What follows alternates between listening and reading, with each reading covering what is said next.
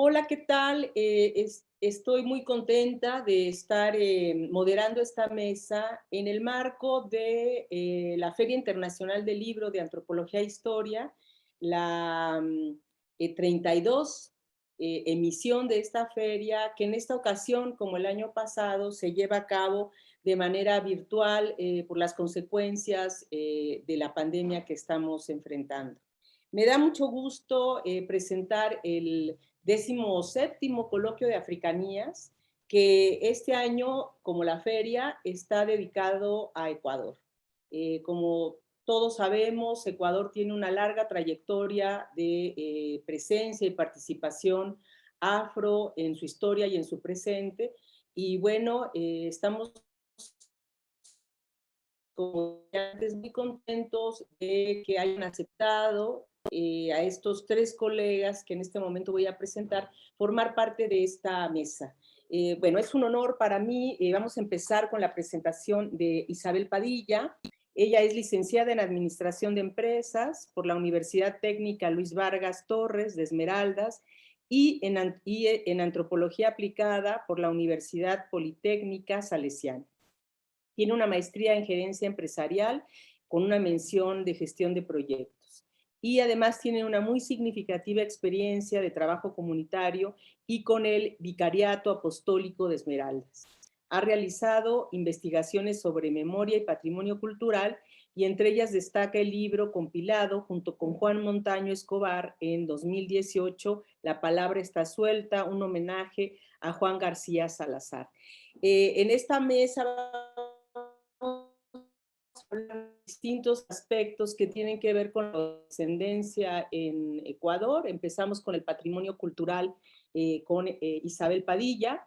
Después vamos a hablar sobre algunas investigaciones realizadas por Iván Pavón, que después lo voy a presentar.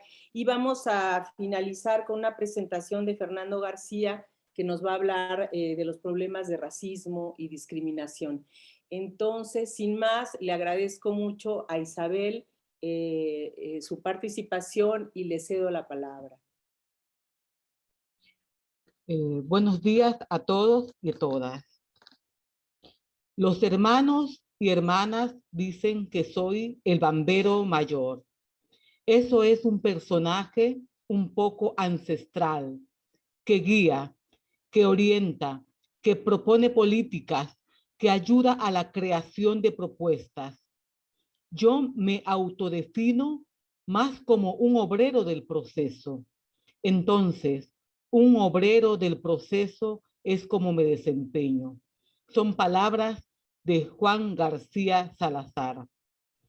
Quiero agradecer a los organizadores de la Feria del Libro de Antropología e Historia por haberme considerado dentro de este coloquio de africanía, africanos y afrodescendientes en el Ecuador.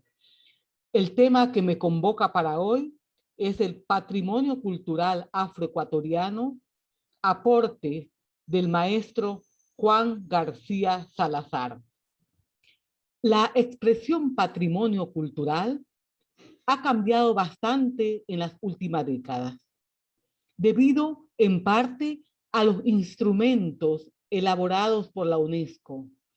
El patrimonio cultural no se limita a monumentos y colecciones de objetos, sino que comprende también tradiciones o expresiones vivas heredadas de nuestros antepasados y transmitidas a nuestros descendientes, como tradiciones orales, artes del espectáculo, usos sociales, rituales, actos festivos, conocimientos y prácticas relativas a la naturaleza y el universo, y saberes y técnicas vinculadas a la artesanía tradicional.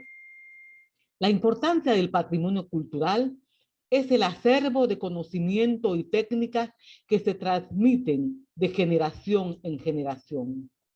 Y el patrimonio cultural inmaterial del pueblo afroecuatoriano es múltiple, pero aún hay mucho por descubrir. Somos una población de más de 1 millón de habitantes y su presencia está en todo el territorio ecuatoriano.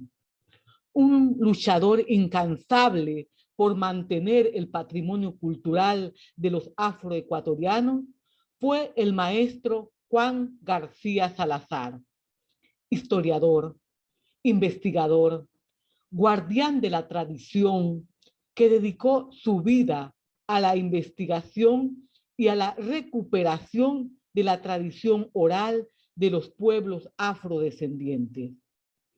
Él falleció el 18 de julio del 2017, pero dejó un legado incalculable.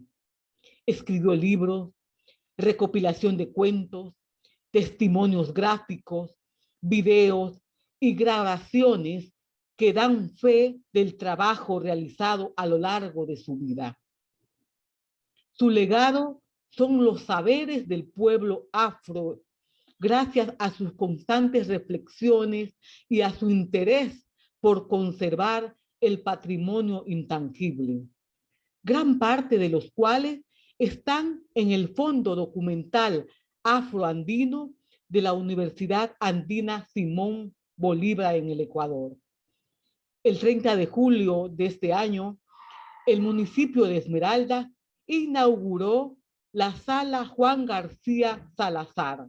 Desde allí se podrá acceder al Fondo Afro en línea, es decir, online, de la Universidad Andina Simón Bolívar, con la finalidad de que investigadores y el público en general puedan acceder a documentos, investigaciones realizadas al pueblo afrodescendiente, conocer sus saberes y legados culturales, confrontar la invisibilización de los orígenes africanos en el Ecuador y en los países andinos. Juan García encuentra una tradición oral portadora de una ética propia, capaz de sostener un proyecto de resistencia cultural ante el asedio externo. Las décimas constituyen un relato de la experiencia de vida de una colectividad, con temas que tocan la sensibilidad y la preocupación de la comunidad. Han sido 50 años dedicados a la recuperación de la tradición oral de los pueblos afrodescendientes, logrando recopilar y difundir una gran cantidad de historias de vida, testimonios, cuentos, décimas esmeraldeñas. El territorio donde García extrae su material narrativo comprende las comunidades rurales que respetan la vida, la naturaleza, la sabiduría heredada de las comunidades y sobre todo la enseñanza no pierde vigencia. Para él, el conocimiento es de la comunidad, por lo tanto debe regresar a ella. El conocimiento es concebido como un estado colectivo. Es la experiencia de los mayores, la que se transmite y se comparte. De allí que lo llaman maestro, el hermano mayor, el bambero, etc. Esas significaciones de Juan como un ser solidario y colectivo hablaban de su forma de ser y su forma de pensar. El hermano Juan García, expresando el pensamiento del abuelo Zenón, nos dice: la palabra es la voz de los mayores, de los ancestros. De ellos tenemos que aprender para seguir siendo lo que necesitamos ser y no ser lo que otros nos dicen que somos. Personalmente, creo que Juan García Salazar es un patrimonio para la cultura afrodescendiente. Y en el libro La palabra está suelta, que tuve el honor de compilar, quedaron reflejados testimonios de admiración, respeto y aprecio al maestro, demostraciones potencialmente de seguidores del proceso afroecuatoriano, como a él le gustaba llamarlo.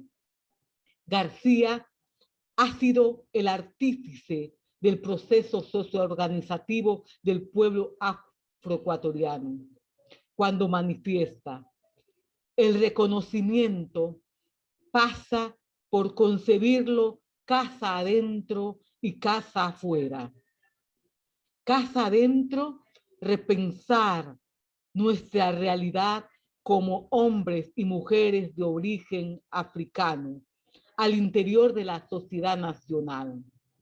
Tiene que ser un ejercicio colectivo para autonombrarnos, pero también para descubrir nuestra realidad, nuestras personas excluidas. Como casa afuera, fortalecer frente al proceso y la sociedad nacional nuestro estatus de pueblo, que va más allá del simple reconocimiento y debería expresarse en un ejercicio pleno e igualitario de la ciudadanía. Son palabras de Juan García Salazar. El Ecuador, asumiendo la declaración de la ONU por el decenio de los afrodescendientes, reconocimiento, justicia y desarrollo, el 16 de febrero del 2016 firmó en la ciudad de Guayaquil, con la presencia de alrededor de 3.000 representantes del pueblo afroecuatoriano y el presidente de la República de ese entonces, el decreto 915, con el propósito de profundizar la gestión pública inclusiva del gobierno a partir del principio constitucional que establece como prioridad primordial del Estado, entre otros, el garantizar sin discriminación alguna el efectivo goce de los derechos establecidos en la Constitución y en los instrumentos internacionales. Dicho decreto señala en el párrafo 4 de los considerando que el artículo 58 de la Constitución dispone que para fortalecer la identidad cultural, tradiciones y derechos, se reconoce al pueblo afroecuatoriano los derechos colectivos establecidos en la Constitución, las leyes y los pactos, convenios, declaraciones y demás instrumentos internacionales de derechos humanos. Pero nosotros no queremos que quede en simple enunciado, sino que se cristalice verdaderamente en políticas públicas que acaben con la discriminación y ese racismo estructural en la que están inmersos los afroecuatorianos y se pueda vivir en el país con dignidad. Hemos tenido un avance en cuanto a etnoeducación, se puede decir, porque el modelo etnoeducativo de García que él propone es desaprender lo aprendido en la historia oficial y aprender lo propio en la memoria ancestral para subvertir unos valores impuestos. Esto significa respetar la herencia de los mayores y la etnoeducación entonces se podría asumir así: educarnos para conocer sobre nosotros y educar para que ser conocido también por los otros. Esto significa que la etnoeducación no es exclusivamente para los afrodescendientes, sino para toda la sociedad. Solamente cuando todos y todas conozcamos nuestra verdadera historia y memoria colectiva, nuestros aportes históricos, culturales, ancestrales a la nación ecuatoriana, se podrá garantizar la construcción de un país intercultural, igualitario y equitativo. En los últimos tiempos, en el Ecuador se ha generado un movimiento orientado hacia el fortalecer y el renacer al afroecuatoriano, que se expresa en la revalorización y revitalización de su identidad cultural, retomando algunos elementos y códigos socioculturales a través de sus formas ancestrales de organización, ritos sagrados, vestimenta, lenguaje, música, baile, gastronomía, entre otros. De allí, por ejemplo, para citar uno, el uso del turbante en la cabeza para el caso de las mujeres cada vez es más común como símbolo de la afrodescendencia, como lo demostraron en las Olimpiadas de este año las ganadoras ecuatorianas Nelcy Dajone, Salazar y Palacio. Uno de los grandes sueños de Juan García Salazar fue la conformación de una gran comarca afroecuatoriana, una propuesta para la defensa de los territorios ancestrales. Es un modelo de organización política comunitaria formada por el pueblo afroecuatoriano para desarrollar el pueblo y sobre todo el desarrollo humano al que tenemos derecho, teniendo como base la tenencia de la tierra, la organización administrativa y el manejo tradicional de los territorios y de los recursos naturales que hay en ellos.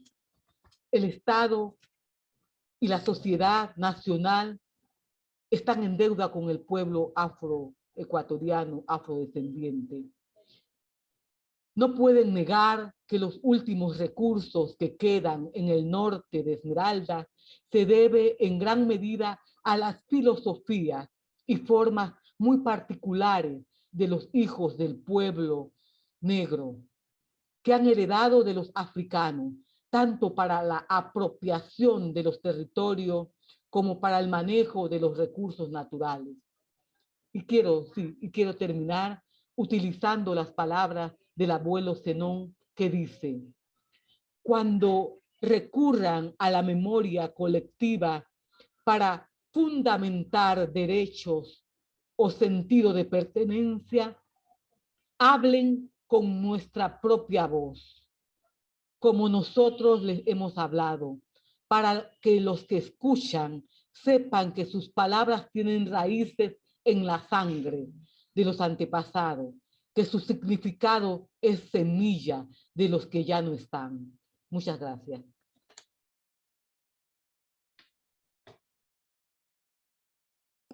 Muchas gracias, Isabel.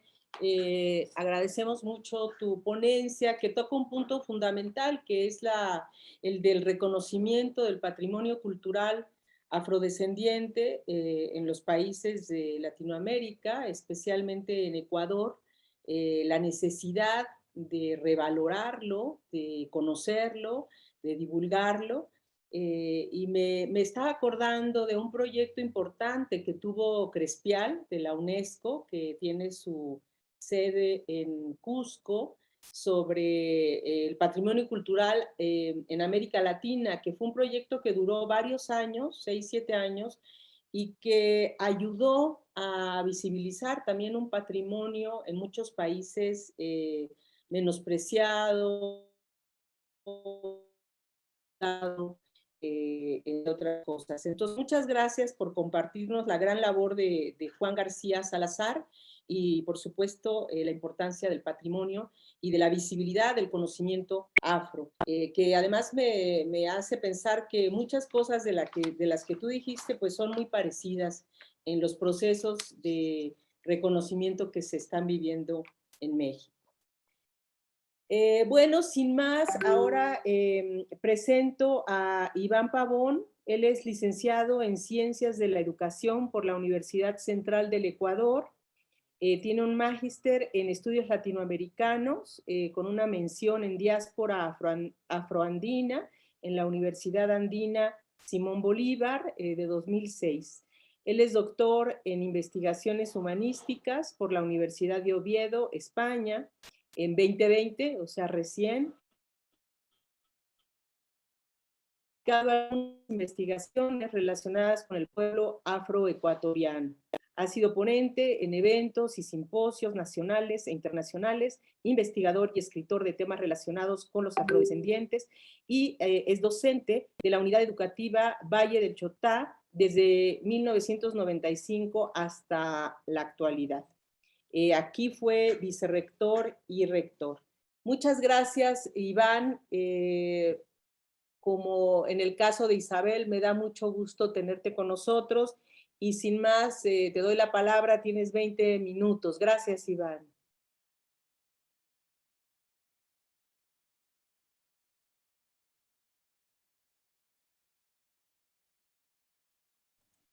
Nos emocionamos y empezamos a hablar sin abrir el micrófono.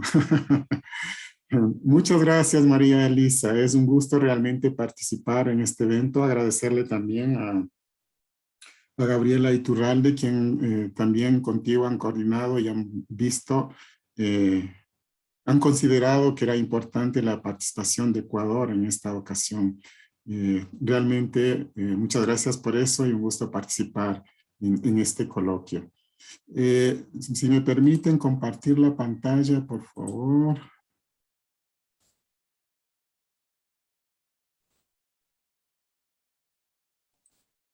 ¿Sí? ¿Se está mirando? ¿Se ve? Ok, muchas gracias. Listo. Permítame entonces. Ya. Bien.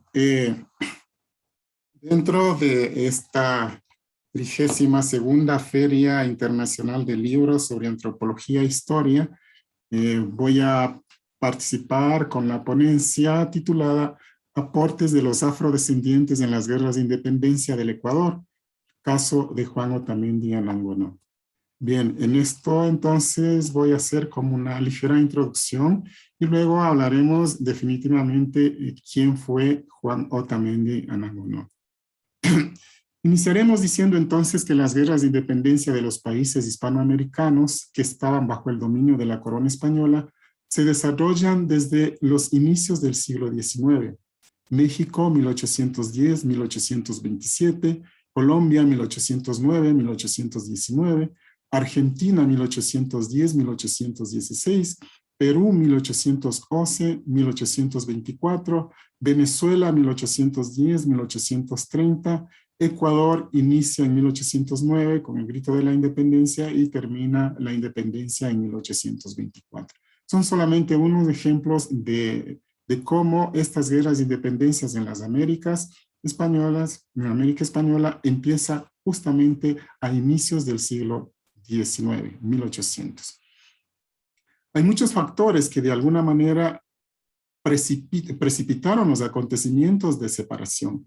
Entre ellos se destacan fundamentalmente la situación política de España, la invasión napoleónica que obligó a abdicar al rey Fernando VII y el descontento de las élites criollas y mestizos por los abusos cometidos por los virreyes y presidentes de las reales audiencias, que debido a que las órdenes reales tardaban varios meses en llegar a América, administraban a su arbitrio las colonias españolas.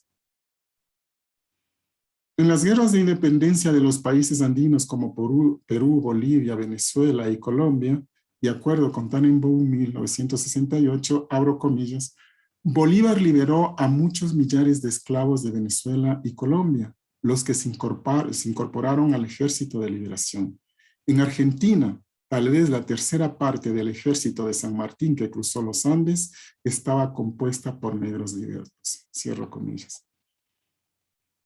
En Ecuador, los escritores de la historia de la patria, cronistas e historiadores de las guerras de la independencia y de las batallas que consolidaron el país, glorifican a los blancos mestizos que comandaron los ejércitos, ignorando a los centenares y millares de esclavizados que ofrecieron su vida en estas batallas, e inclusive a oficiales afrodescendientes que comandaron algunos de los ejércitos libertarios. Uno de ellos es Juan Otamendi Anangonó, que es el motivo de esta ponencia. ¿Quién fue Juan Otamendi Anangonó? Les presentamos ahí una imagen, ¿no es cierto? Pero conozcamos cuál fue su proceso, su participación en esta lucha. Juan Otamendi Anangonó nació en Caracas en 1798, hijo del clérigo español Antonio Otamendi de la Orden de los Mercedarios y de la negra esclava suya Teresa Nangonó, que era todo en una sola persona para el presbítero: cocinera, lavandera, planchadora, ama de llave y más. Bueno, en ese más, pues ahí está la creación, la concepción de Juan, ¿no? En la escribanía se ha registrado como Teresa Nangonó de la casa de Otamendi. Juan tuvo una niñez llena de necesidades. No sabía quién era su padre hasta cuando murió el presbítero Antonio Otamendi en 1816 y dejó una carta para Juan en la que le confesaba que era su padre. Es a partir de entonces que adopta el apellido de Otamendi. Gracias a los buenos oficios de Matías Almeida Quesada, que de alguna manera se convirtió en su protector, a los 16 años ya trabajó en la única imprenta de Caracas, que para entonces Juan ya sabía las primeras letras. A los 19 años se enlista en el ejército de Bolívar. Su primera batalla como soldado del ejército libertador fue en Puerto Cabello, actual Venezuela, bajo las órdenes de Rafael Urdaneta. A decir de los esposos costales, 1992, cuando Otamendi viene a Ecuador en 1827, ostentaba el grado de capitán. Se ha enriquecido de la magnanimidad de Sucre y de la visión de Bolívar en los combates, porque a los dos sirvió con absoluta fidelidad, entereza y valor, aún a costa de su propia vida y satisfacción personal. En Ecuador se ha vuelto sombra de flores cuando la madurez y la experiencia toman parte fundamental de sus acciones y actitudes. En su hoja de servicios, les presento la hoja de servicios. Me estoy quedando con las láminas. Ya. En su hoja de servicios se pueden mirar los ascensos por año, ¿no? En 1816 asciende a sargento primero, 1822 subteniente, 1824 a teniente, 1827 capitán, 1829 segundo comandante, 1830 primer comandante, 1831 coronel y 1834 general de brigada.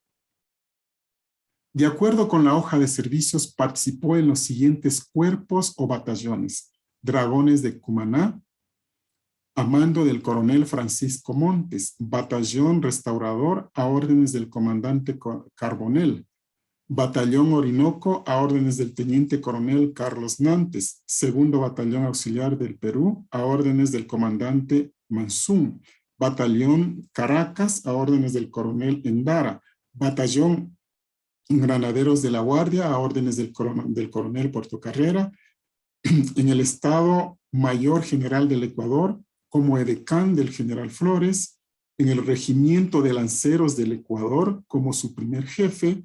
En las batallas del Perú participó en los ejércitos comandados tanto por Sucre como por Bolívar y Flores. Perdón. Perdón. Por su distinción en las batallas de Junín, Ayacucho y el sitio del Callao, recibe la nominación de segundo comandante, grado con el que pelea en la batalla de Tarqui en 1829 y al lado de Flores en la batalla de Caras. Cuando su paisano y amigo el general Juan José Flores es nominado jefe del Departamento del Sur y luego presidente de la nueva República del Ecuador, recibe el nombre del primer comandante y, como tal, sirve de edecán. Por las acciones de valor y pericia demostradas durante la persecución y destrucción de los batallones Vargas y Flores, que se alzaron contra el gobierno de Flores, asciende al grado inmediato superior de coronel, y el 9 de septiembre de 1834, 4 semanas antes de la batalla de Villarrica, es ascendido a general de brigada, grado que ostentó hasta el día de su muerte en 1845, al igual que Flores, tuvo la nacionalidad ecuatoriana por servicios distinguidos en la independencia y por haberse casado con una ecuatoriana.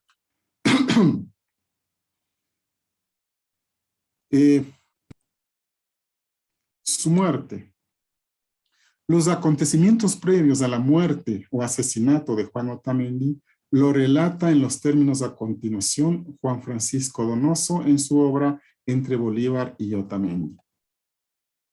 Concluido el primer periodo presidencial de Juan José Flores, 1830-1834, al cual Otamendi fue su fiel servidor, su mano derecha y edecán, asume al poder Vicente Rocafuerte, periodo 1835-1839, quien ordena la aprehensión de Otamendi y su inmediato traslado a Riobamba, donde es recluido en cárcel común, incomunicado y encadenado.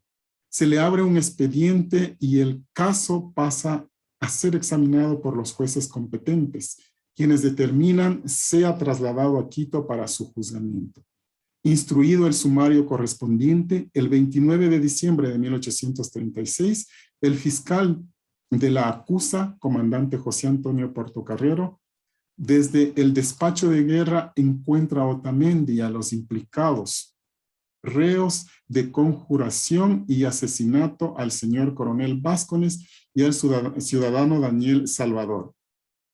Visto el sumario, Rocafuerte dispone se conforme un consejo de guerra de oficiales y generales.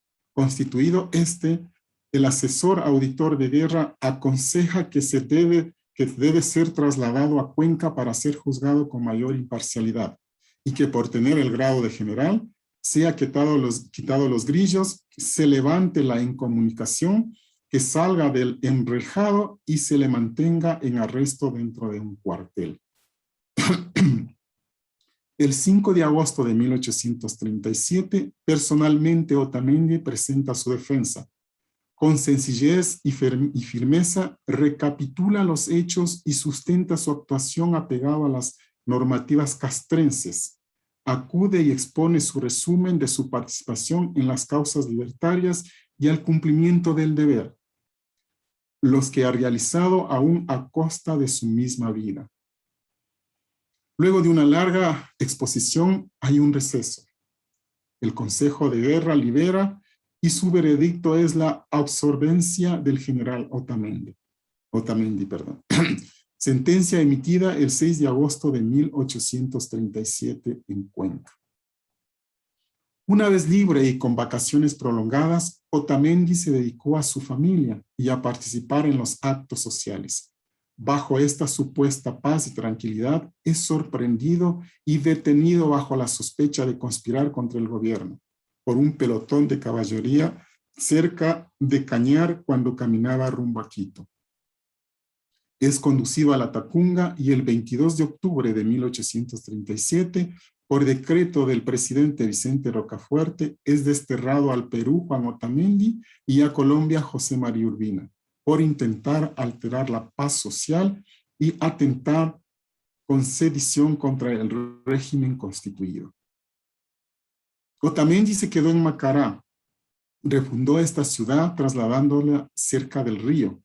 Fue su amo y señor hasta que terminó el periodo de Rocafuerte, que por cierto fue un periodo en el cual, a criterio de Donoso, se dedicó a tiempo completo a enderezar el país, logrando promulgar la nueva constitución, estabilizar las tensiones y enfrentamientos regionalistas y luchar contra el militarismo extranjero. Acciones que coadyuvaron a establecer una relativa paz en el Ecuador. Concluido el periodo de Rocafuerte, asume la presidencia por tercera vez Juan José Flores, 1843-1845, e invita a Otamendi a ser parte de su gobierno, nombrándole general de división. Confiado por el apoyo político que recibió, Flores decidió desentenderse de la iglesia a la que tanto apoyó en el primer gobierno, y lo más importante, que enardeció al pueblo, fue el impuesto personal de 3 pesos a todos los varones entre los 23 y 50 años, por lo que es notorio el descontento popular.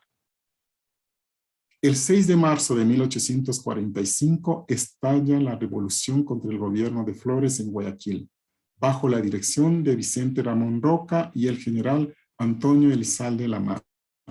Con el apoyo del pueblo, derrocaron al comandante del distrito y se tomaron la ciudad de Guayaquil. Al día siguiente, desconocieron al presidente Flores y nombraron una administración provisional integrada por Ramón Roca, José Joaquín Olmedo y Diego Noboa. Flores aboca conocimiento de los hechos y decide enfrentar a los rebeldes insurrectos antes que se propague la revolución en todo el país. Para ello, ya contaba con el general Otamendi. Su hacienda La Elvira era el cuartel y su centro de operaciones. Hasta ahí llegaron los ejércitos comandados por el general Antonio Elizalde, quienes luego de una dura batalla fueron vencidos por Otamendi y su ejército de valientes que eran la mitad de los que tenía Elizalde. En esta batalla fue gravemente herido Otamendi. Pasados 2 días de esta victoria y consciente Flores de que los rebeldes volverían con mayor refuerzos, personalmente marchó a La Elvira con un contingente importante de soldados para fortalecer a Otamendi. Flores no se equivocó.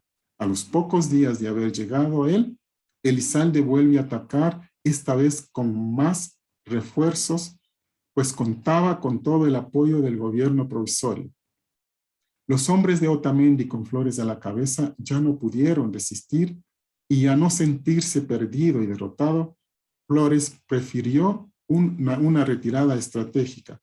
Propuso un acuerdo que se firmó el 17 de junio de 1845, el Convenio de Virginia, en la hacienda del mismo nombre perteneciente a José Joaquín Olmedo. El acuerdo disponía que Flores dejaría el poder y abandonaría el Ecuador por un tiempo mínimo de 2 años. A cambio conservaría todos los honores de su alta jerarquía, así como la inviolabilidad de sus propiedades. Juan Otamendi, en cambio, en busca de campo y paz, tras abandonar La Elvira, arribó a Laucí con su esposa. Mientras descansaba y planificaba su vida de ahí en adelante, es visitado por algunos militares al mando del capitán de raza negra Nicanor Cerda, quien tenía orden directa del general Elizalde para conducirlo a Guayaquil. Otamendi se despidió de su esposa y acompañó a aquel grupo de militares. Luego de varios días de camino, antes de que lleguen a Guayaquil, el capitán Cerda había recibido una carta en la que se le ordenaba abatir a Otamendi, orden que fue cumplida cobardemente el 18 de agosto de 1845. En el punto Guajala, donde desembarcaron para descansar unos minutos. Cerda obligó a Otamendi a que se embarcara primero y, alejando la canoa de la orilla, ordenó a la tropa que le apunten al cuerpo. Otamendi, alzando los brazos e increpándolos, exclamó: «Miserables, por la espalda no se mata un valiente». Así acabaron con la vida del general Juan Otamendi Anangonó a la edad de 47 años. Argumentaron que intentó huir para disimular el cobarde deceso de un grande del ejército patriota que luchó por la libertad e independencia. Otamendi, al formar parte de los ejércitos libertadores o patriotas, también se constituye en un libertador. Luchó por la libertad de los 5 países andinos: Colombia, Venezuela, Ecuador, Perú y Bolivia.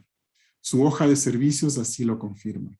En Ecuador se destacan las batallas de Tarqui, Guayaquil, El Estero Salado, Buijó, Imbabura, Cuenca, Manabí, Miñarrica, Latacunga, Babahoyo, entre otras. En el gobierno del presidente Flores, Amas de Ceodecán fue su as bajo la manga que combatió eficazmente las sublevaciones. Estas son las historias que en la historiografía del Ecuador no se han reconocido en su verdadera dimensión. Muchas gracias.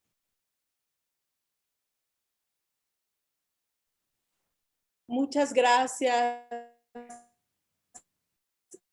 Te agradecemos mucho tu ponencia. Se me olvidó también decir al principio de este coloquio, de este panel, que estamos celebrando, conmemorando 1821, la independencia de México, y también como parte de las actividades de conmemoración pensamos en estas mesas que en la parte de México van a hablar también de personajes afrodescendientes. Entonces, muchas gracias por la historia de Otamendi. Quizá nos sobre tiempo para después hacer algunas preguntas finales de conclusión. Me quedan muchísimas dudas sobre este personaje. Lo que me queda claro es que había grupos heterogéneos de afrodescendientes en Ecuador, como también los hubo en México, y pugnas políticas internas, y bueno, también el menosprecio y la invisibilización de los líderes y de los participantes en la tendencia. Gracias, Iván. Entonces espero que nos sobre tiempo para hacer otra ronda.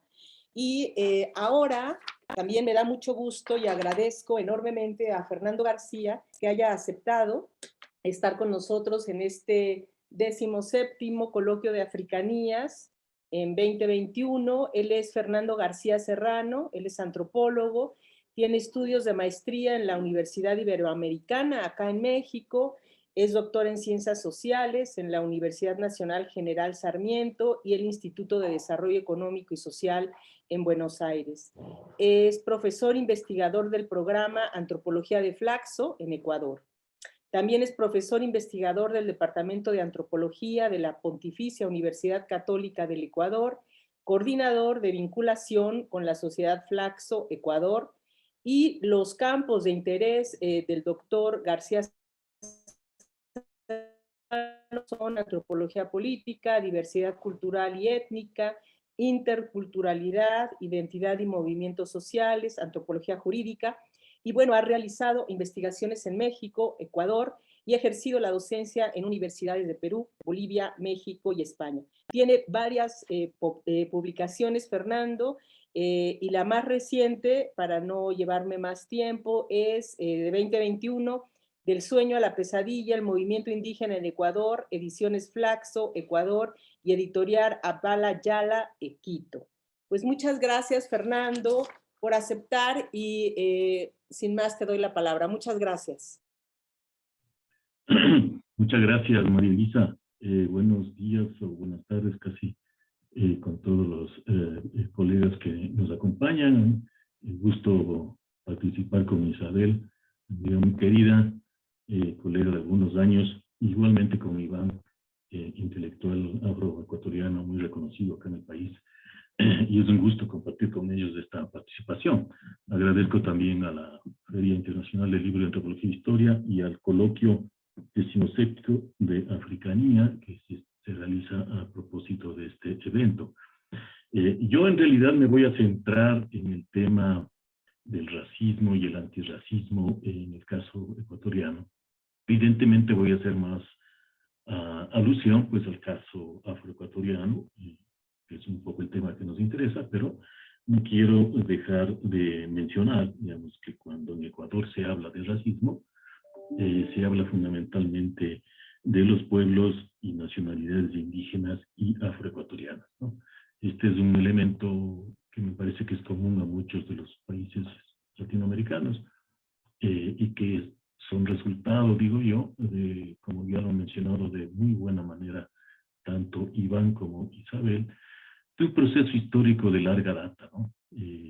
La situación de los pueblos indígenas y afroamericanos en el caso de los países latinoamericanos pues no es una cosa reciente, es el resultado de un proceso histórico que debemos tener en cuenta y que debemos justamente desentrañarlo, como lo hacen historiadores como Iván Pavón o colegas antropólogas como Isabel, en este caso que estamos conversando. En el país en realidad existen tres grandes grupos étnico-culturales, como sabemos, que están presentes con una mayoría mestiza cercana al 70 y algo %. Y el resto está dividido entre la población afrodescendiente, decía ya Isabel, cerca de un poquito más de 1 millón tal vez, la población indígena, que también es más o menos el mismo porcentaje, y el denominado pueblo montubio, que es un pueblo campesino de la costa, que también constituye esta diversidad étnica y cultural que vive el país. Esto es importante decirlo porque el Ecuador, en realidad, hasta la Constitución de 1998, parecería que era un país estrictamente mestizo, ¿no? O de conformación mestiza, pero en realidad esto no fue así. La aprobación del Ecuador como un país interétnico y pluricultural en el año de 98, en la Constitución de ese año, empezó este proceso de reconocimiento, ¿no? Que me parece que es un proceso importante, que tanto los pueblos indígenas, afros y montuyos han tenido a través del tiempo, ¿no? Y que amerita, como decimos muchas veces, no solamente un mero reconocimiento constitucional, sino que amerita lo que desde mi punto de vista, está registrado en la Constitución del 2008, la última que tuvo el Ecuador, cuando se refiere a los derechos colectivos de pueblos indígenas y afroecuatorianos y montuyos. En uno de estos derechos menciona el derecho a la reparación histórica, ¿no? El derecho a la reparación histórica, que fue una propuesta del mismo movimiento afroecuatoriano en la Constitución del 2008, me parece que es un elemento fundamental, digamos, que debe ser tenido en cuenta para tratar de entender y participar de la polémica y del proceso de racismo y de antirracismo que vivimos en el país. Dicho esto, me gustaría señalar también que la población afroecuatoriana, con datos todavía un poco no muy actualizados del censo 2010, me parece que ahora han cambiado un poco las cosas, pero sin embargo la población afroecuatoriana está localizada, diría yo, en algunos puntos de concentración históricos, por supuesto, los afroandinos, de los cuales forma parte el querido Iván Pavón, en el valle del Chota, en la provincia de Imbabura y también en parte de la provincia del Carchi, ¿no es cierto? Importante asentamiento de cerca de 38 comunidades afroandinas que viven en esa zona, históricamente, conformada por las antiguas haciendas de los jesuitas en su época, ¿no es cierto? Y que fue un resultado de este proceso de esclavitud que luego logró la liberación. Luego están los grupos ubicados en la provincia de Esmeraldas, frontera con Colombia, que forman de este gran complejo del Chocó, ¿no es cierto? Y que constituyen, pues, un grupo muy significativo para el país. Y también quiero mencionar que la población afroecuatoriana está dispersa en casi todas las provincias del Ecuador, ¿no? Por una serie de movilizaciones de migración, etcétera. Pero me parece que también debemos señalar un hecho que es también significativo para la población afroecuatoriana, que cerca del 70% de esa población es urbana, ya es urbana, ¿no? Y los movimientos migracionales, digamos, iniciados entre los años 40, 50 hacia adelante, les llevaron a la población afroecuatoriana de Esmeraldas, sobre todo a la ciudad de Esmeraldas y a la ciudad de Guayaquil, donde ahora conforman un porcentaje muy significativo, ¿no? En el censo del 2010, los afroecuatorianos de Guayaquil eran 250,000, es decir, el 10% de una población de una ciudad de 2,5 millones, más o menos, ¿no? Y en la ciudad de Quito, más bien provenientes del valle de Afroandino del Chota, también la población fue significativa. Esto es importante decirlo porque la lógica, digamos, muchas veces que se presenta en el país, se piensa que todavía la población tanto indígena como afroecuatoriana vive en zonas rurales y viven en zonas aisladas, ¿no? Con lo cual esto no pasa en realidad. Y esto me parece que también es importante. Ahora, otro elemento que yo quisiera señalar antes de entrar en el tema mismo del racismo es la situación económica que viven estos pueblos y nacionalidades en el país, ¿no?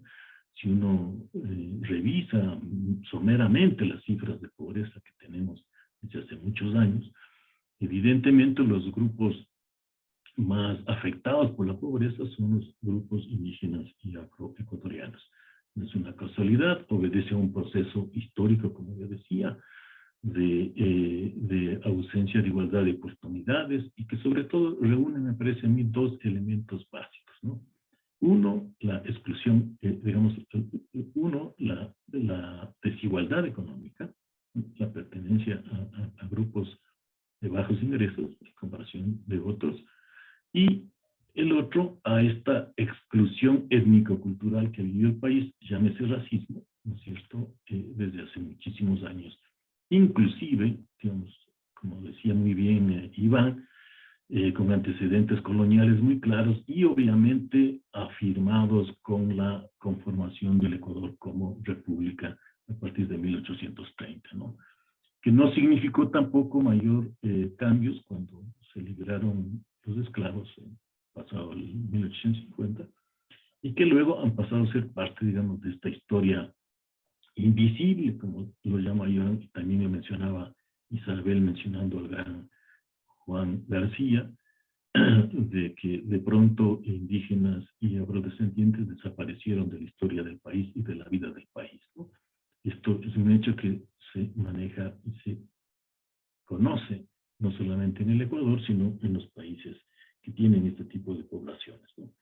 Y otro elemento importante que yo también quería señalar es la existencia dentro del pueblo afrodescendiente de sus formas de organización propia, ¿no? Esto me parece a mí que es fundamental, se las ha mantenido a través del tiempo, y es tal vez la forma de resistencia más interesante que han mostrado tanto indígenas como afrodescendientes acá en el país, ¿no?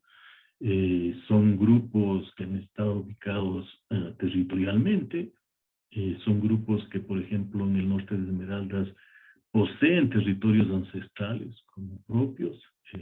Recuerdo solamente la comuna Santiago Cayapas, que conoce perfectamente Isabel, por ejemplo, una comuna con gran referencia histórica en esta zona norte de Esmeraldas, y otras muchas más, por supuesto, que conocemos, ¿no?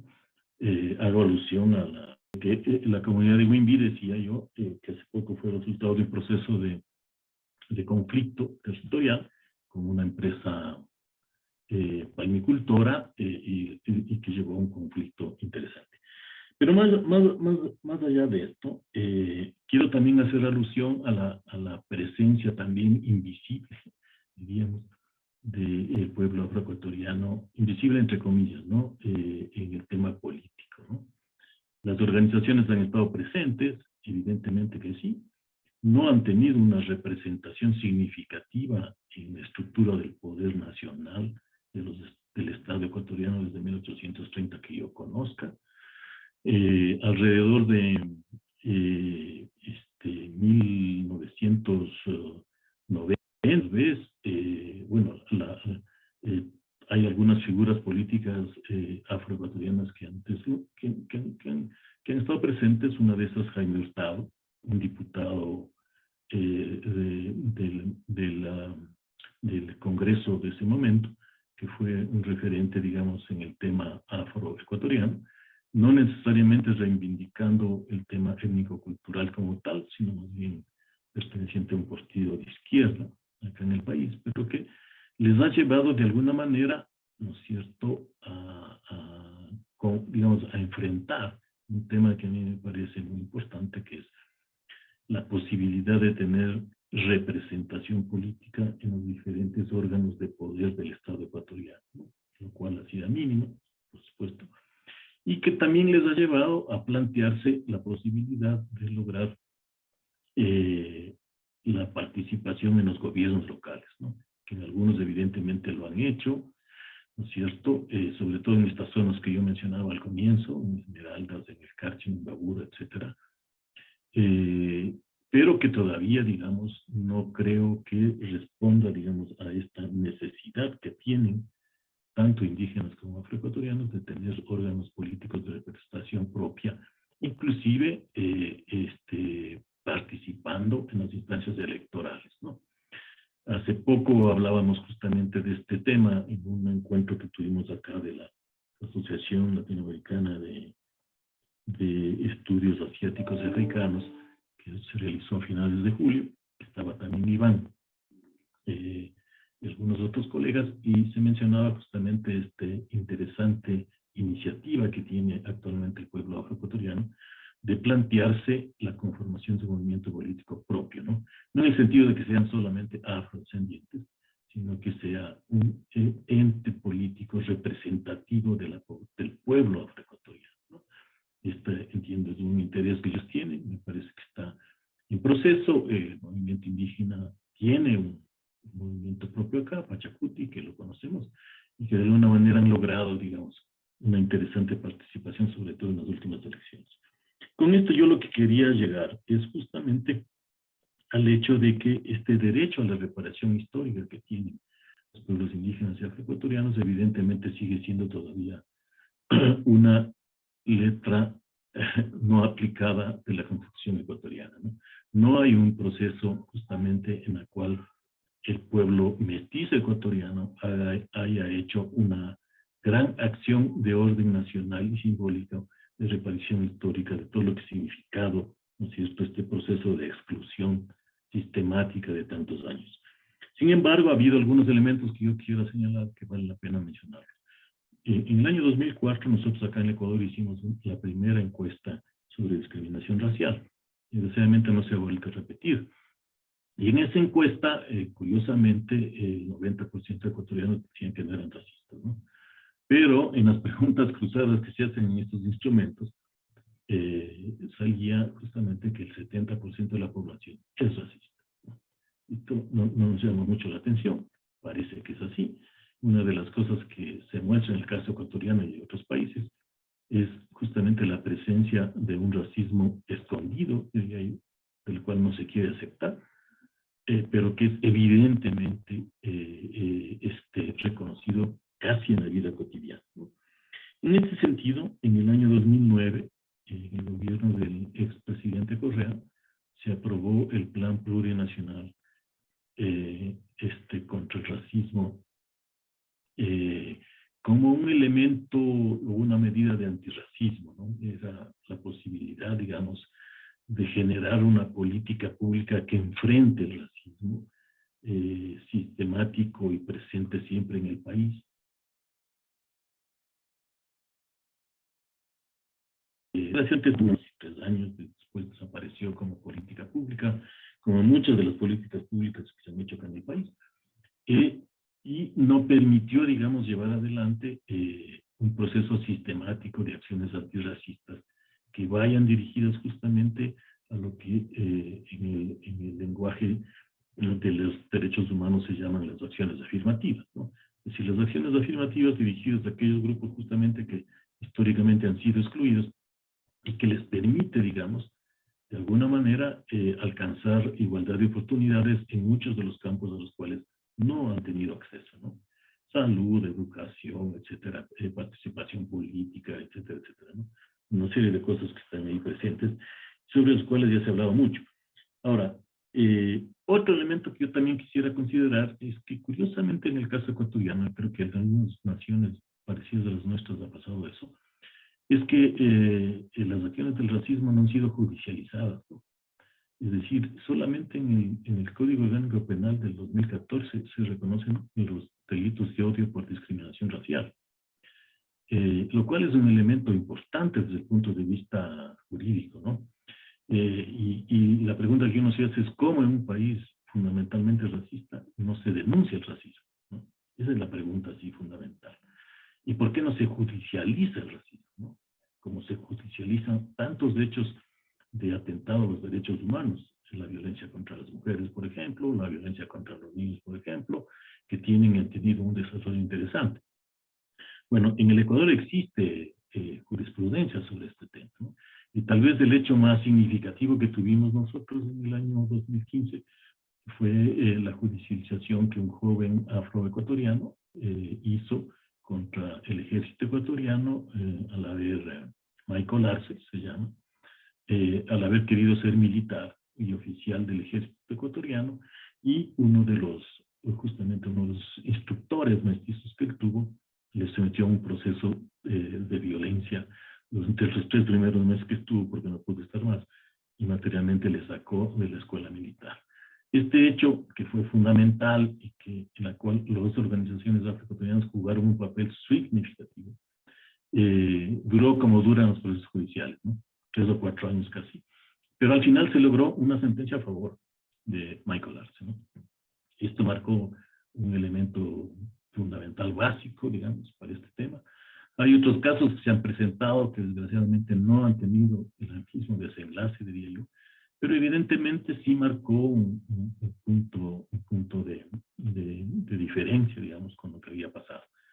¿Qué es lo que mostraba esto? Que sí es posible hacer, que es posible denunciar acciones de racismo y de discriminación racial, ¿no es cierto? Tanto para afroecuatorianos como para indígenas, ¿no?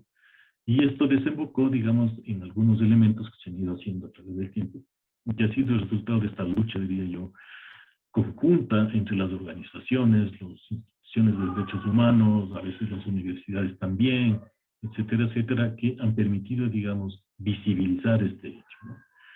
Bueno, algunos elementos tal vez para concretar y ir terminando mi participación. ¿Sigue siendo el Ecuador racista? Sin duda. Ninguna duda, ¿no? Tanto Israel como Iván van a estar de acuerdo en este tema. Nos toca mucho por recorrer en la lucha antirracista, yo creo que sí. Sin embargo, yo creo que hay propuestas del mismo pueblo afroecuatoriano y de los pueblos indígenas que están dirigidas justamente hacia eso, ¿no? La etnoeducación que señalaba Isabel, a mí me parece que es un elemento clave en este momento, ¿no? Fundamentalmente clave. Por eso el énfasis que hacía Juanita García en este tema, ¿no? Me parece a mí que es uno de los elementos más claves que se están discutiendo y debatiendo en este tema.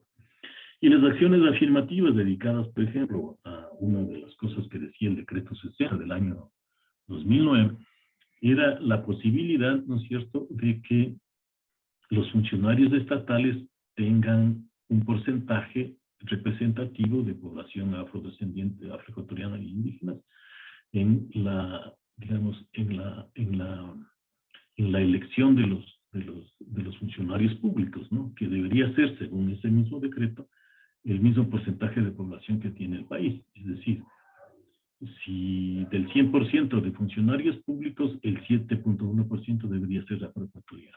Esto, como ustedes comprenderán, no se ha cumplido. Sería deseable que hacerlo. Hay algunas cosas que se han adelantado, no creo. Pero bueno, es un elemento que está ahí presente que me parece que es significativo, ¿no? Y otro elemento también clave en este tema que me parece que está muy fuertemente en la discusión y en el debate, que es justamente el reconocimiento de los derechos territoriales que tienen los pueblos afroecuatorianos, ¿no? La gran comarca del norte de Esmeraldas, que señalaba justamente Isabel Lacane, ¿no?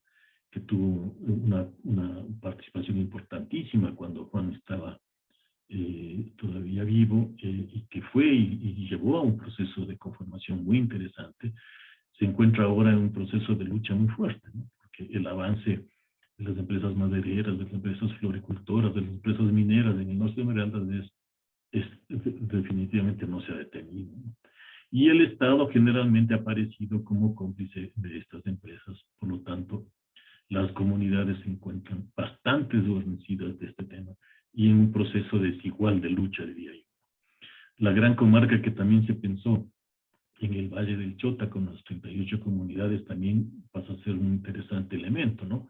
Nosotros en la Constitución ecuatoriana se aprobó la conformación de las circunscripciones territoriales afroecuatorianas. Si se fijan ustedes, desde el año 98 que se aprobó esto, ya llegamos como 23 años casi, y no hemos sido capaces, ¿no es cierto?, de la conformación de ni una sola circunscripción territorial, ni indígena ni afroecuatoriana, teniendo la base jurídica que tenemos. No hay. No es que yo pienso que el Estado fundamentalmente es el causante de este tema, pero no es que las organizaciones no han tenido iniciativas. Por supuesto que han tenido. La Cana es una de esas, la del Chota es otra. En el mundo indígena hay muchas iniciativas de autonomía indígena, el pueblo Sarayaku, etcétera, etcétera.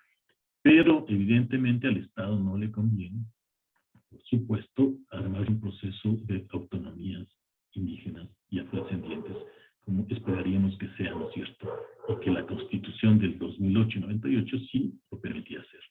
Esto, como verán ustedes, es un elemento fundamentalmente de una acción antirracista clave, ¿no? Porque sería reconocer al interior de los territorios ecuatorianos y indígenas varias instancias de autonomía, como por ejemplo la educación,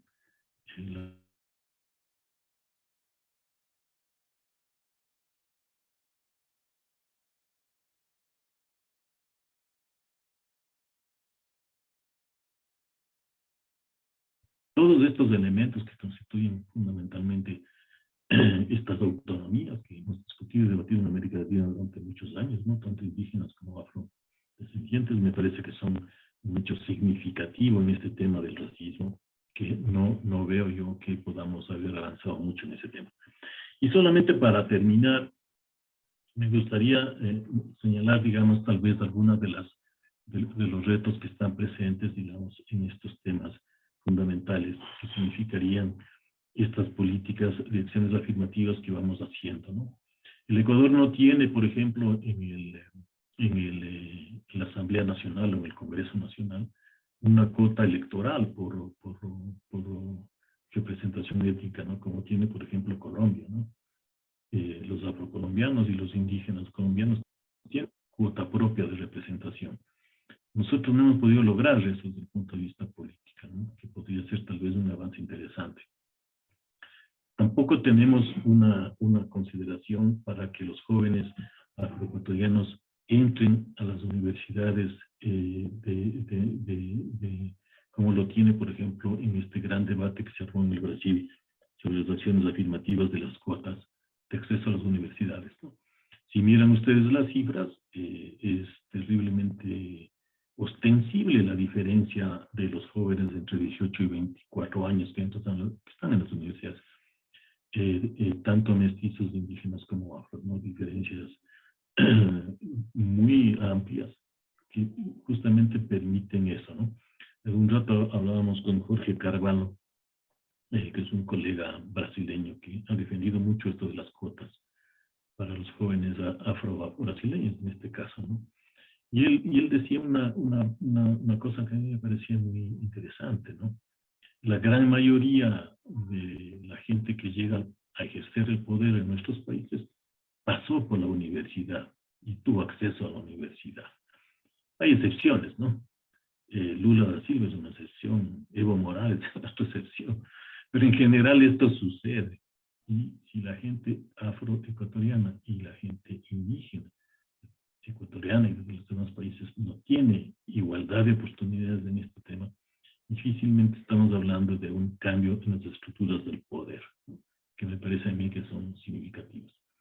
Sin embargo, yo renovaría, digamos, la fe y la posibilidad de que tanto los pueblos indígenas y los pueblos afroecuatorianos, por cuenta propia, ¿no? Y esto hay que señalarlo muy claramente, en ningún proceso histórico ecuatoriano a ambos pueblos les han dado haciendo algo, ¿no? Han logrado por sus propias luchas. Y esto es lo respetable y lo importante. Y creo que se mantiene desde el punto de vista tanto político como económico. Y eso a mí me parece fundamental. Y apoyar esas reivindicaciones me parece que es un hecho fundamental de aquellas personas que, sin ser indígenas y afroecuatorianos y pertenecer a este grupo mayoritario de mestizos, estamos comprometidos para que el país sea fundamentalmente, o deje de ser fundamentalmente racista, y tengamos un proceso sistemático de acciones antirracistas que nos lleven de alguna manera, diría yo, a establecer una sociedad, como decía al final Isabel, más equitativa, más justa y más libre. Muchas gracias, María Elisa. Muchas gracias, Fernando. Bueno, yo creo que lo que tú nos has compartido son los problemas claves que vivimos muchos países de América Latina con relación a cómo reconocer el racismo y cómo aplicar medidas para erradicarlo. Agradezco la participación de los tres. Yo quisiera hacer una última ronda de 5 minutos para cada quien con una pregunta como muy clave. Muchas cosas las han adelantado, sobre todo Fernando. ¿Qué habría que hacer para pasar, como decía Isabel, del reconocimiento de los pueblos afros a la elaboración y el desarrollo de políticas públicas que realmente visibilicen el patrimonio cultural, la historia y los problemas de racismo? O sea, algunas ideas nada más. Yo sé que algunos ya lo han esbozado, pero ¿qué hacer para no solo reconocerlo, sino que esté? De pronto nos parece un poco absurdo desde México que digamos, hay que cambiar los libros de texto, las currículas de primaria, y no se puede hacer cuando nos parece a nosotros que es algo sencillo, o porque no existen museos sobre el tema cuando nos parece que es algo sencillo. O sea, ¿qué habría que hacer? ¿Qué habría que hacer para pasar? Les paso la palabra también en el orden en el que hablaron, 5 minutos porque nos queda poco tiempo. Y también tenía una pregunta para Iván. Me preocupó un poco, Iván, que hablaras de raza negra. Digo, yo soy un poco, me preocupo mucho con la reproducción de las razas, porque creo que es parte de la problemática que ha hecho que pensemos que los seres humanos nos dividimos en razas, ¿no? Pero bueno, es nada más una observación. Les doy la palabra primero a Isabel, después a Iván y después a Fernando. Gracias. Gracias. Preguntas, ¿qué hacer? Yo creo que a nosotros nos hace falta justicia, porque de una u otra manera hay un cierto reconocimiento. O sea, ya empezamos nosotros mismos y los otros a vernos, ¿no? Pero hay algo que aún no se ha hecho, sobre todo aquí en nuestro país, es la justicia social.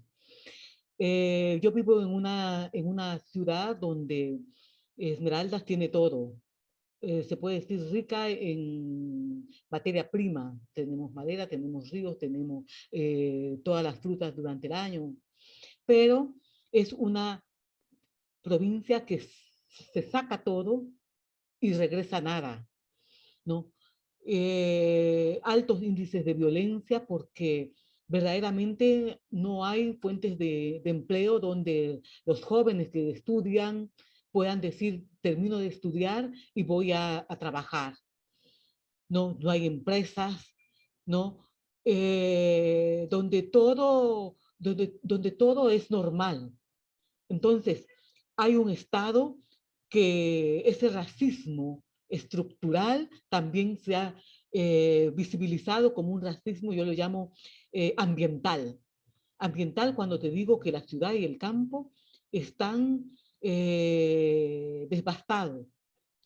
Cuando te hablo de que tenemos lindos territorios y que esos territorios tienen que decir no es para los pueblos afrodescendientes y que en esos territorios las personas puedan vivir dignamente, me refiero a que allí donde vive un afrodescendiente se tiene que respetar esos espacios. Y sin embargo, viene el extractivismo, saca todo, se lleva todo y deja nada, y lo que vienen son vicios ajenos.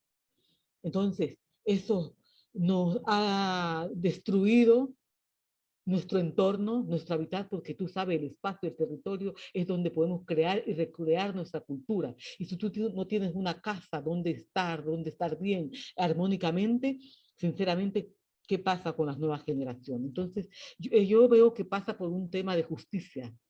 Hay injusticia hacia los afrodescendientes, porque de una u otra manera la ONU ha reconocido 10 años que han pasado 5, creo 6, y no ha pasado nada, absolutamente, ¿no? Entonces, hay una injusticia que donde estamos 10 años con unas medidas cautelares para preservar un territorio y que no llegue la tala indiscriminada de los bosques, la palmicultura, el oro que se lo llevan, y sin embargo, algo que debe ser, era para un mes, 3 meses, han pasado 10 años y todos los días plantones, vamos, lucha, y es un desgaste, ¿no? Entonces, yo sí creo que esto pasa por, hay mucha injusticia, y si nosotros y los otros, de alguna otra vez, reconoce a un pueblo, porque la Constitución nos reconoce, Las leyes están ahí. Ecuador y los afrodescendientes no necesitamos más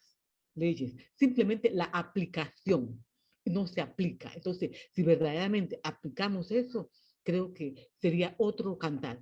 Y sobre todo, como tenemos una desorganización a nivel de los grupos o de las organizaciones, o sea, cada uno está aún, es decir, no nos organizamos para luchar frente a todas estas injusticias que nos suceden. Yo creo que la cosa va por allí, que el Estado ya nos reconoce, pero que se aplique la justicia en los pueblos, para los pueblos afrodescendientes.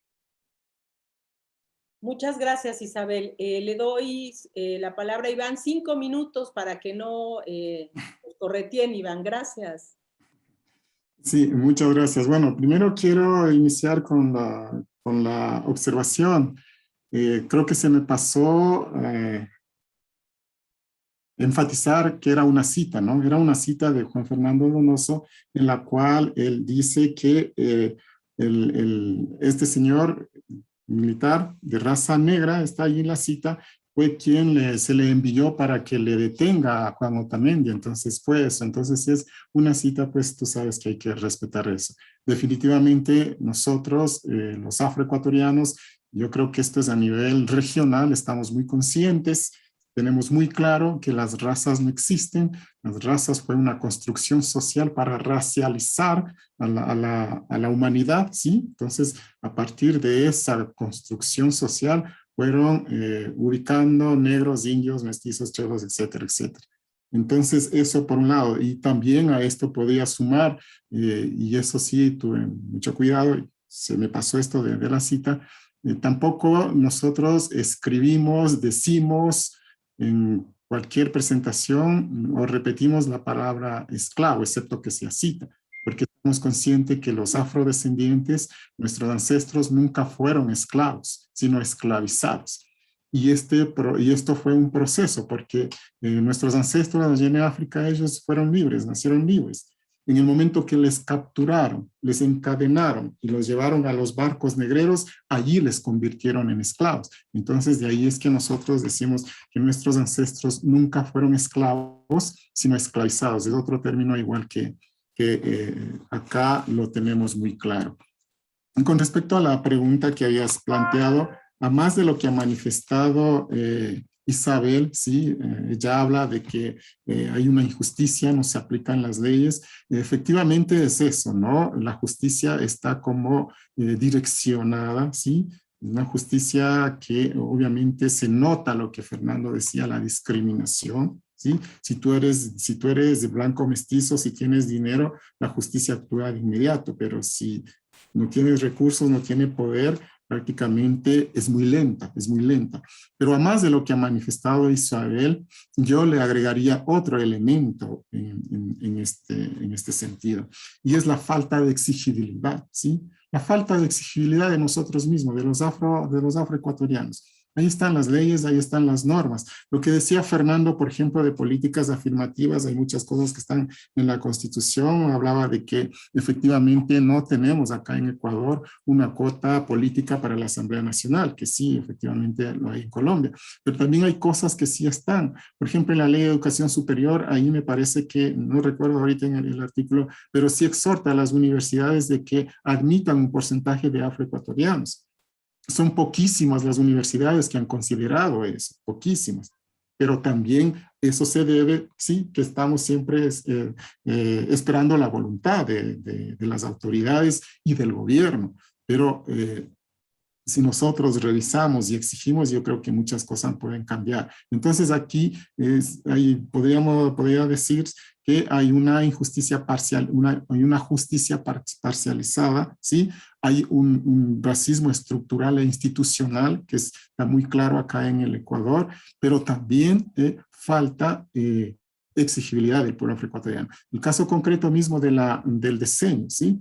Bueno, aunque esto parece que es una cuestión a nivel regional, pero aquí en el caso del diseño estamos ya en su etapa pasado la mitad y no se ha hecho absolutamente nada, a más del decreto que firmó el presidente Correa en Guayaquil. un decreto sin plata. Yo siempre lo digo, eso lo he dicho, inclusive lo escribí, se publicó un artículo acá, fue un decreto sin plata, porque simplemente lo que hace Correa ahí es reconocer el diseño internacional de los afrodescendientes y nada más. O sea, y eso sí que fue una cuestión de saludo a la bandera, porque uno, yo digo, hubiese sido muy diferente, ¿sí? Que además del reconocimiento disponga, por ejemplo, que en todos los ministerios dispongan por lo menos del 1% de su presupuesto para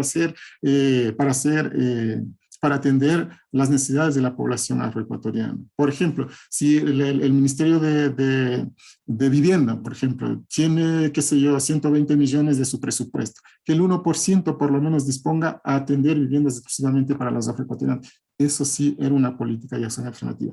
Pero bueno, en términos generales es eso, sí, se nota claramente que desde mi punto de vista un elemento más que hay que agregarle ahí es la falta de exigibilidad del pueblo afroecuatoriano, que por supuesto va de la mano también con la falta de voluntad política de las autoridades y gobiernos actuales. Eso, muchas gracias. Muchas gracias, Iván.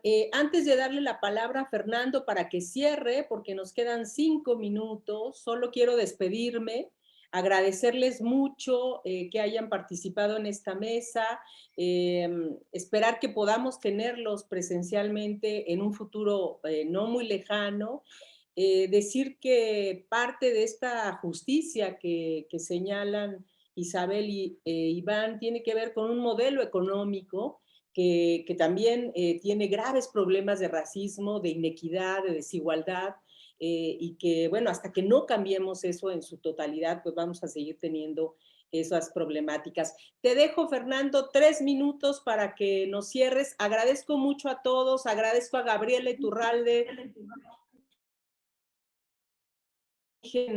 ecuatoriano, y a todos los organizadores de la feria y de este coloquio. Muchas gracias. Gracias, María Elisa.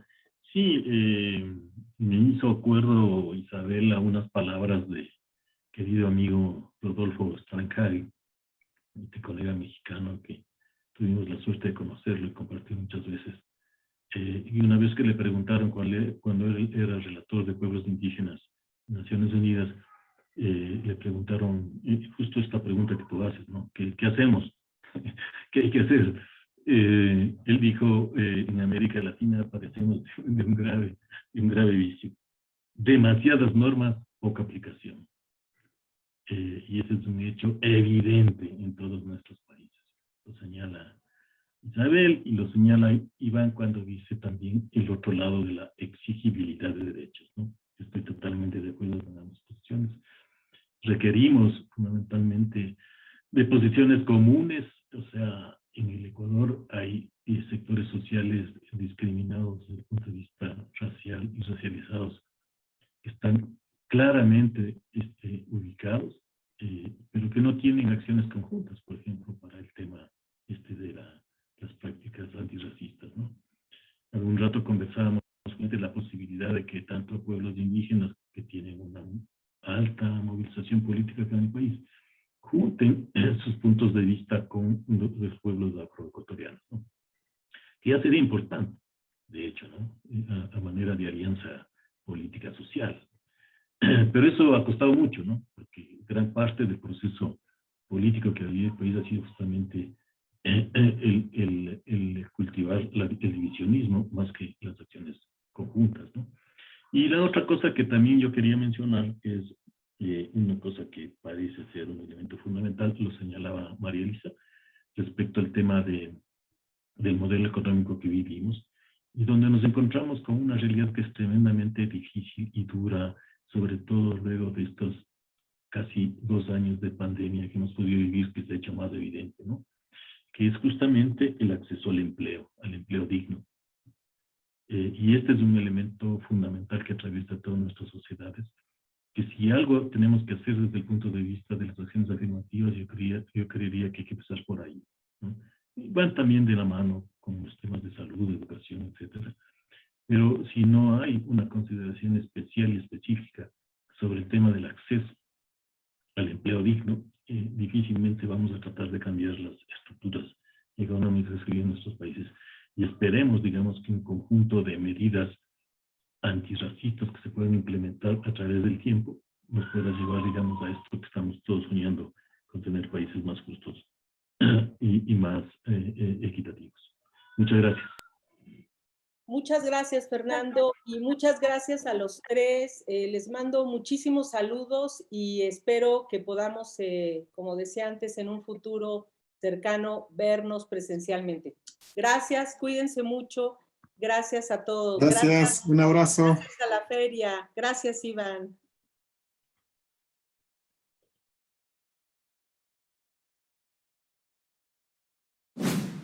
Gobierno de México.